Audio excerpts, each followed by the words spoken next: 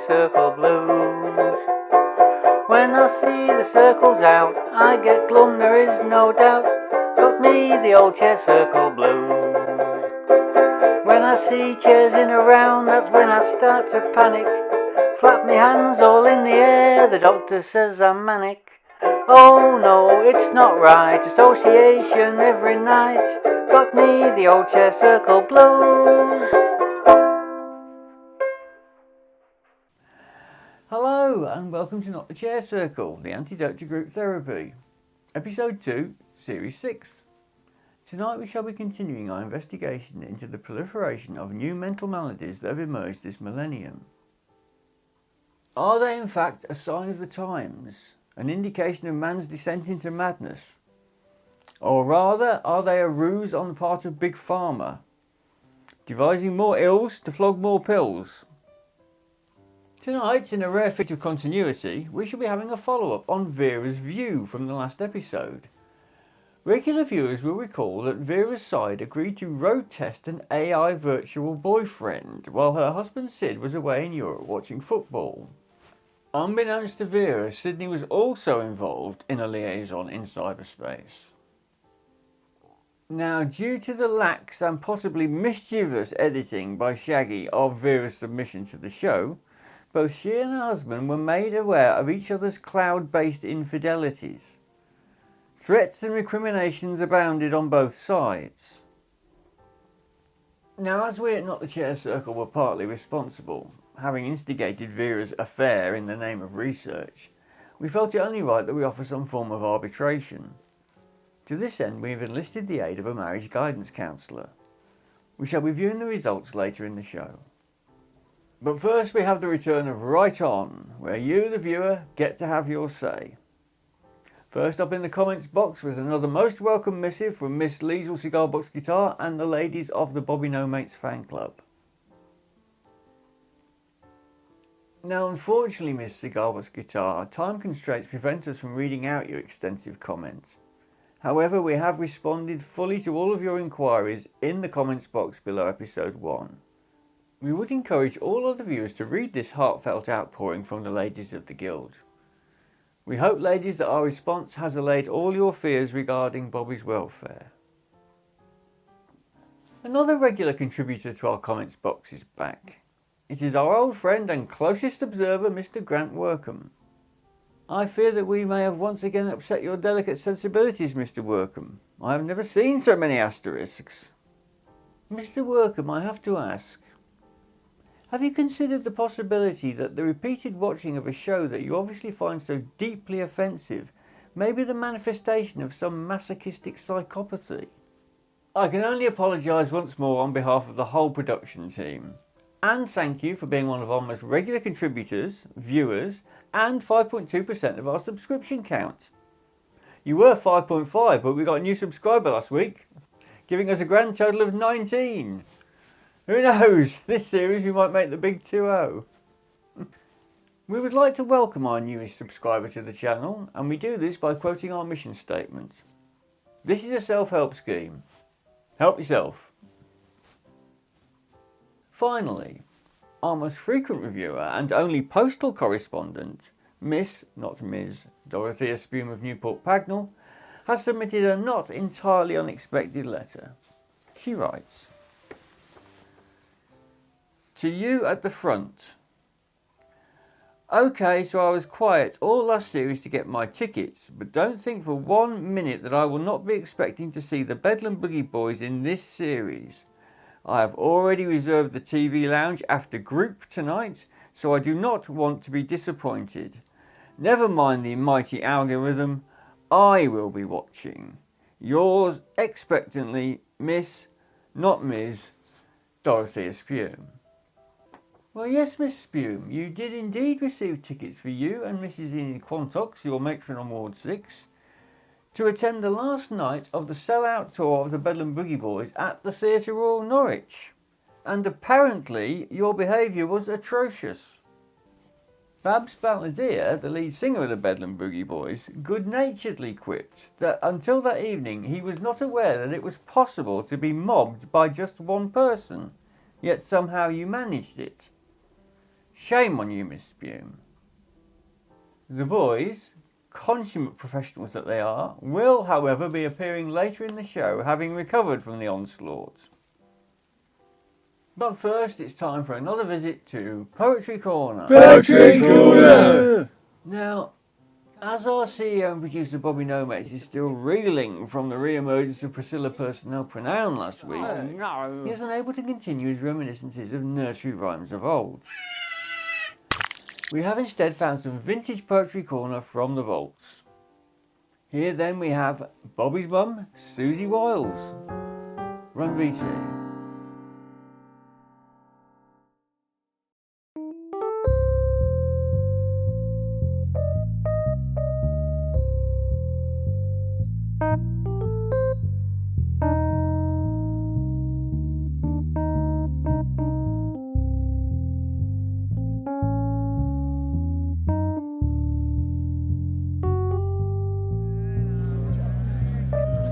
Oh no, darling, I've been filmed before.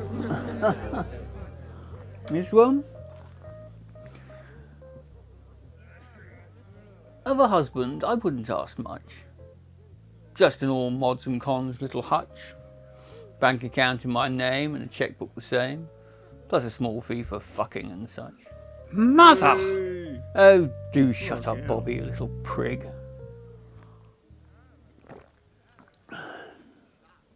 Not quite in keeping with Bobby's plan to have wholesome poetry after old Bob's contributions last series, but never mind. Moving right along. Now, regular viewers will be aware that our CEO and producer Bobby Nomates is very keen to keep a weather eye on the mental health of all of us, his contributors, here at Not the Chair Circle. To that end, he has been sending us all for consultations to our latest mental health expert, Professor Yo-Yo Pagoda. This week it was the turn of the irrepressible Shaggy to go for his checkup from the neck up. Shaggy gave himself filming permission and set up his trusty tripod. We are proud to present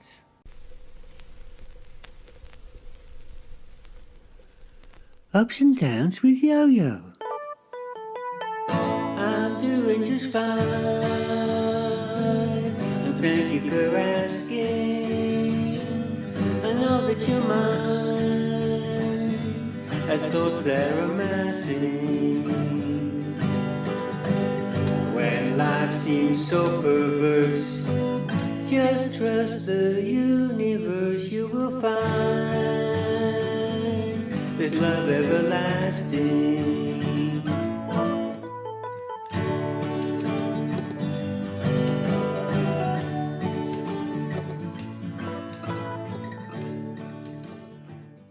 What's your Professor? Yes, hi, Shaggy. Oh, I must ask you not to open that in here. Okay, Prof. Good. Well, Shaggy, I must say it is very refreshing to have someone in here who does not think the therapy couch strange. Bobby and old Bob seem to have real issues with it. Never stand when you can lean, never lean when you can sit, and never sit when you can lie. That's what I say. Anyway, Prof, you tell me to lie down, I'll lie down. Oh my, Shaggy, I did not mean to impose my spatial preferences upon you. This is a safe space, Shaggy. You may sit wherever you choose. Relax, Prof, I'm quite happy here. Now then, what do you want? Well, this is just a general well-being assessment, and a chance for us to get to know each other psychosocially. Shaggy, is that your preferred term of address? How do you identify yourself? I go up to a mirror, I look in it. If it's me, I know I'm good to go. No, that's not what I meant. Oh dear. Is everything all right, Professor? You seem a bit upset. It's these assessments. They're not going at all well, and I did so want to make a good impression. I see. And then there was all that negative energy with Dr. Robert. And is other people's opinions very important to you, Professor? And so you see, that's when the commune said that I should take my healing skills out of the camp and spread them in the wide world. Right away. They even bought me a ticket over here. It was all rather unexpected. Now, you don't want to worry about what that old lot in California says, Prof. Listen, everyone here, the boss, Mike, the whole gang, we all think you're bossed in. Cheer up. Here, have a curly whirly. Why, thank you, Shaggy. That is so lovely. Thank you so very much.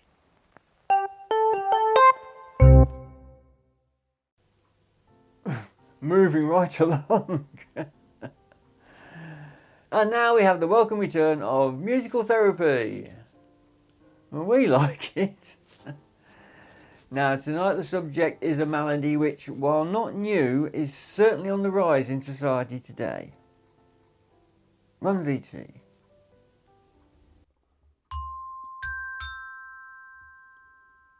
Musical therapy.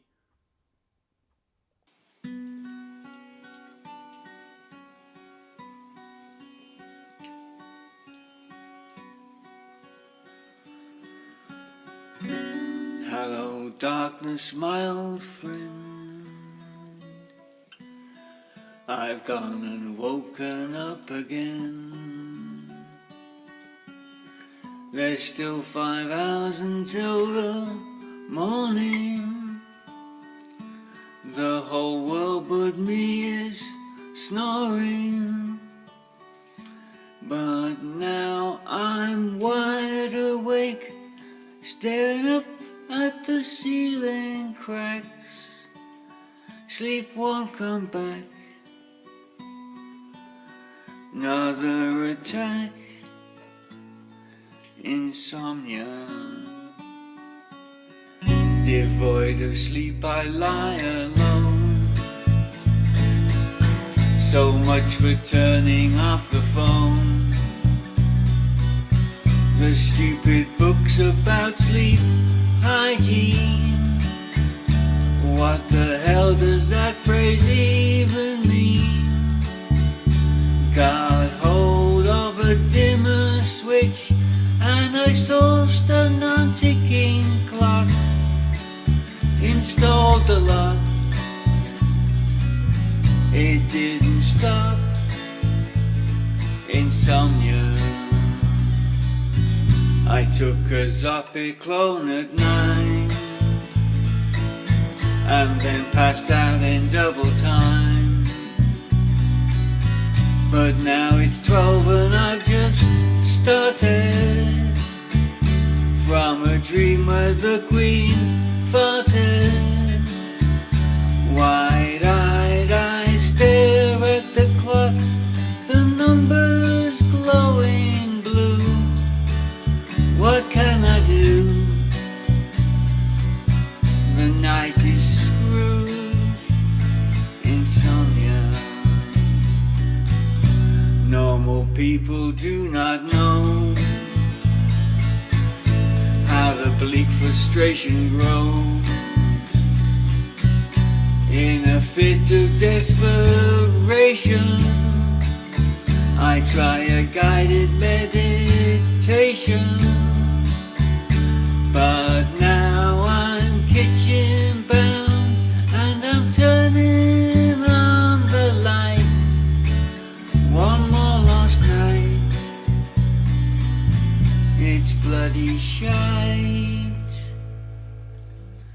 Insomnia.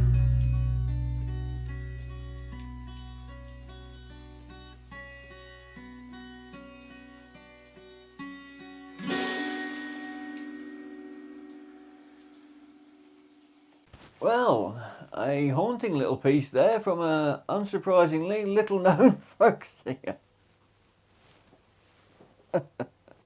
And now on to tonight's main topic, artificial infidelity. Syd and Vera Syde, described by Syd as crappily married for 20 years, I think that's a typing error, are on the verge of breakup after discovering that each other was having a virtual affair online. Our CEO and producer Bobby Nomates has taken the drastic step of enlisting a marriage guidance counsellor in an attempt to heal the rift. Now, if you've been with us since series 2, well, thank you, really. But you may remember Felicity Fliss Wonnacott-Smythe. She was a one-time mental health advisor who was exposed as having dubious practices in Therapists with Agendas, a gobshite special. Her subsequent arrest for misappropriation of funds did not, however, disbar her from retraining as a marriage guidance counsellor. She will be talking the sides through their predicament tonight. Bobby Nomates has very generously offered Studio 2 as a neutral zone for their consultation. Filming permission was granted by all parties. Yes, come in whoever you are, yes. Hello, come in. The Snydes, isn't it? Hang on, I've got the notes somewhere. Oh, bloody hell, the AI adulterers. Christ, what a hoot. Right, you, how did it all happen? Well, he's never here. I've watched him bloody footy with his mates all over the place. He's only a bleeding app. Don't know what you're getting so worked up about. Well, it's the principle, innit? Where's he going to end? You've got a roving eye, you have, V. Yeah, and you've got a roving arse. Never bleeding home. European semi-cup finals. I only wanted a bit of attention. It wasn't like he was real. Not like you and that slag. I never even met a V. It was all online. I was in Europe the whole time, honest. It was just talk. Hang on, Syd Vera. You are aware that Vera Duckworth is not real? What do you mean? I've seen her on the telly. I wouldn't put it past him to be up north when he says he's off in Spain. I was in Spain. You ocelets. Wait a minute. Are you both mad? There is no Vera Duckworth and no Coronation Street. It is a fictitious TV soap opera. Where was I talking to then? Another computer simulation. No more real than your wife's Johnny bloody debonair. I don't believe this. Christ, we'll be here all bloody night at this rate. Bleeding council estate half-wit. Now look, Vera, let's get this in perspective. Let's just say boys will be boys, shall we? Now, in reality, Syd didn't do anything that you didn't do, did he? Well, I suppose. Right, and look who he chose. Blonde, like you.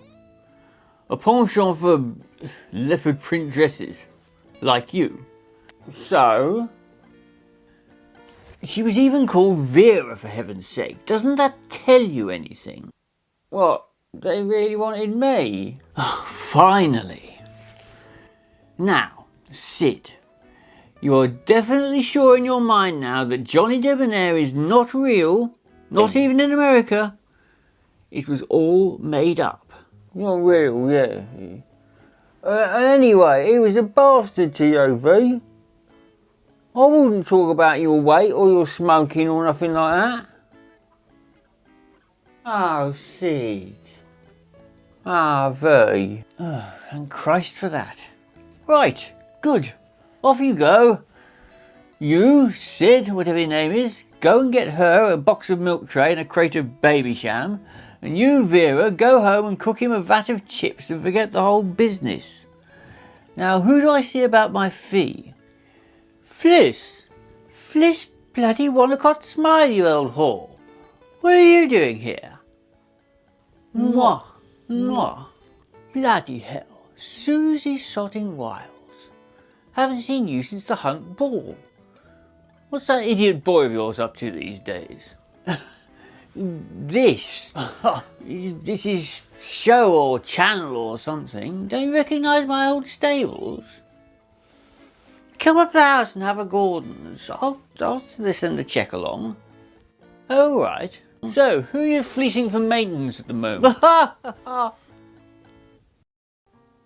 Well, viewers, a dangerous blurring of reality and fiction there, but not restricted to the internet. Could it be that the convergence of the real and the fantastic is not a new phenomenon at all? Could the rise of television have been the start of all the confusion?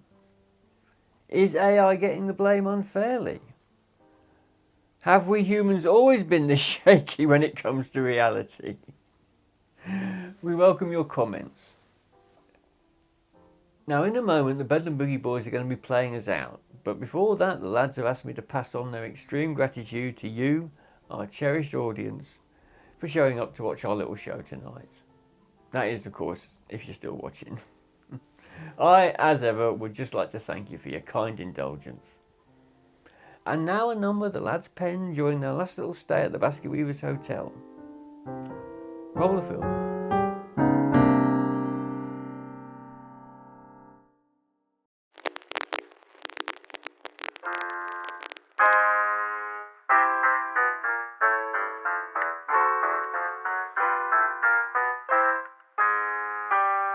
Now there's a little cart, brings joy to all our hearts. On the ward at 5:30, the inmates start to come alive. Whatever can it be to cause us so much glee? Can't describe the way I feel when I hear its squeaky wheel. Hip, hip, hip, hooray for the old Mets trolley. The wagon sent to brighten up our day. The pharmacist brought forth his skills. Now there's a pill for every ill. Hip, hip, hip, hooray for the old Mets trolley. Hurrah for matron pushing it along. Hip, hip, hip, hooray for the old Mets trolley. Listen while we play our little song.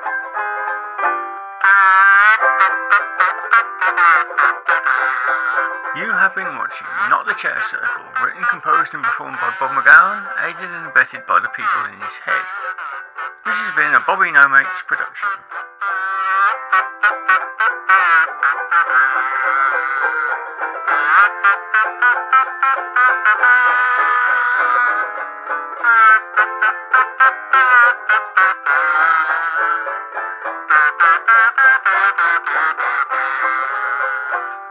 Now every day at 5, slack Jordan half alive. The patients all slump on their beds, everyone bereft of meds. But by 15:15, relief's in sight at last. Little cups lined on a tray, guaranteed to make your day. Hip, hip, hip, hooray for the old Mets trolley. The wagon sent to brighten up our day. The pharmacist brought forth his skills. Now there's a pill for every ill. Hip, hip, hip, hooray for the old Mets trolley. Hurrah for matron pushing it along. Hip, hip, hip, hooray for the old Mets trolley. A daily dose to right your every wrong.